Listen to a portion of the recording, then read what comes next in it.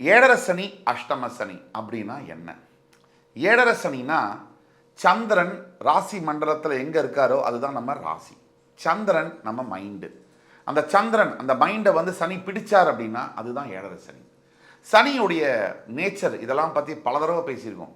சனி வந்து எதையுமே எதிர்மறையாக யோசிக்க வைக்கக்கூடியவர், எல்லாத்தையுமே ஆப்போசிட்டாக திங்க் பண்ண வைப்பார்.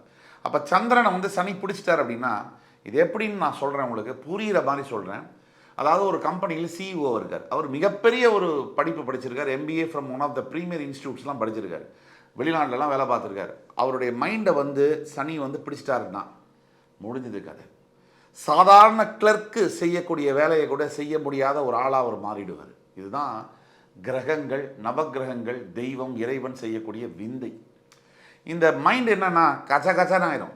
அதாவது என்னன்னா ஒரு தினசரி செய்ய வேண்டிய வேலைகளை செய்ய முடியாத இருக்கிறது, தடையை ஏற்படுத்துறது, தாமதத்தை ஏற்படுத்துறது, ஆன்சைட்டின்னு சொல்லக்கூடிய பதட்டத்தை, மன அழுத்தத்தை ஏற்படுத்தக்கூடியது. யாருக்கிட்ட என்ன பேசுகிறோம், என்ன பேசக்கூடாது, இதெல்லாம் நல்லா தெரிஞ்சும் தெரியாததை பேசுவோம்.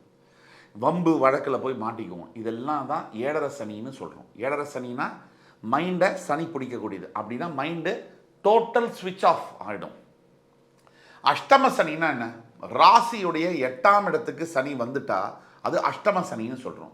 அஷ்டம சனினா அதுவும் சிம்மத்துக்கு, சூரியன் வந்து அதிபதி சிம்மம், சிம்மத்துக்கு வந்து சனினா ஆகவே ஆகாது. அதாவது சூரியனுக்கும் சனிக்கும் ஒரு ஜென்ம பகை.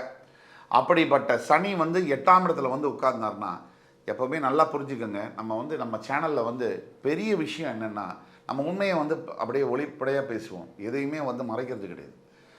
அது அப்படி இருக்கும், ஆஹா ஓஹோ சூப்பராக இருக்கும், நீங்கள் போங்க அப்படின்னா உண்மையிலே அவர் போயிடுவார். அந்த மாதிரிலாம் இல்லவே இல்லை எதுவுமே. எப்போவுமே இந்த டிசிஜி கிராஃப் மாதிரி வாழ்க்கையில் கூட மேலே கீழே இறக்கம் வந்தால் தான் அது வாழ்க்கை. அப்படியே நேர்கோடாக இருந்தால் ஆள் போயிட்டாருன்னு அர்த்தம். அதனால் நீங்கள் ஒன்று புரிஞ்சுக்கணும். இந்த அஷ்டம சனி காலகட்டத்தில் என்ன நடக்கும்னா 7.5 வருஷத்தில் சனி, ஏழரை சனியில் என்ன பிரச்சனை கொடுப்பாரோ அதை டேப்லெட் ஃபார்மேட்டில் இந்த 2.5 வருஷத்தில் தூக்கி கொடுத்துருவார். இதுதான் அஷ்டம சனி. அஷ்டம சனியுடைய தாக்கம் வந்து மிக பயங்கரமான தாக்கம் தான், அதில் மாற்று கருத்து இருக்க முடியாது.